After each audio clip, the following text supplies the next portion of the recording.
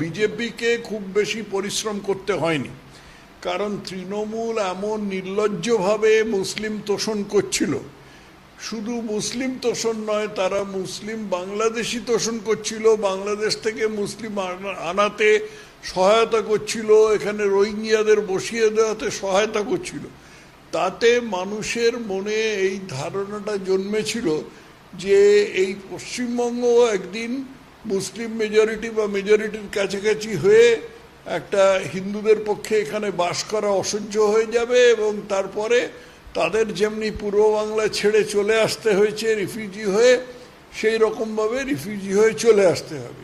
তো এই পরিপ্রেক্ষিতে মানুষের পশ্চিমবঙ্গের হিন্দুদের মনে এই একটা আশঙ্কা জন্মেছিল, এবং এই আশঙ্কাটার ফলে যে হিন্দু পোলারাইজেশন হয়েছিল, তার জন্য বিজেপিকে খুব একটা চেষ্টা করতে হয়নি, এটা ফলে একটা স্বাভাবিক প্রতিক্রিয়া হয়েছে।